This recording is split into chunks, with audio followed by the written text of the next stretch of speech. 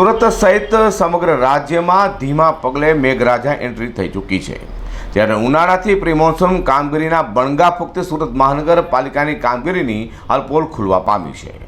હળવા વરસાદમાં જ રસ્તા જાણે પોલા બની ગયા હોય તેવું સામે આવ્યું છે। ત્યારે રસ્તા બેસી જતા એક ડમ્પર ફસાઈ ગયું હતું, જેથી રસ્તો એક તરફનો બંધ કરવાની ફરજ પડી છે। વાત કરી રહ્યા છીએ અડાજણ વિસ્તારની। સુરતમાં ચોમાસાની શરૂઆત જ સમયમાં સુરત મહાનગરપાલિકાની પ્રી મોન્સૂન કામગીરીની પોલ ખુલી ગઈ છે।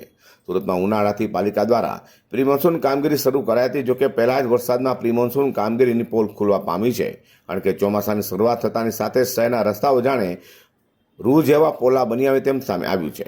હજુ તો વરસાદની શરૂઆત થઈ છે ત્યાં રોડ બેસી જવાના કારણે અકસ્માતની ઘટના બની રહી છે। અડાજણમાં રેતી ભરેલા ડમ્પરનું ટાયર 3 ફૂટ અંદર બેસી ગયું હતું। સદનસીબે ઘટનામાં કોઈ જાનહાની સર્જાઈ નહોતી। સોસાયટીમાંથી રેતી ભરેલી નીકળેલું ડમ્પર એકાએક નમી જતા ચાલકનો જીવ તાળવે ચોંટ્યો હતો। વરસાદના કારણે રોડ નબળો પડી ગયો હોવાથી દુર્ઘટના સર્જાઈ હતી। આ સમગ્ર ઘટના લઈને પાલિકાની પ્રી મોન્સૂન કામગીરી પર સવાલ ઊભા થઈ રહ્યા છે। જોકે લોકો પૂછી રહ્યા છે કે હળવા વરસાદમાં હાલત છે તો ભારે વરસાદમાં શું સ્થિતિ સર્જાશે। Bureau report G10 news.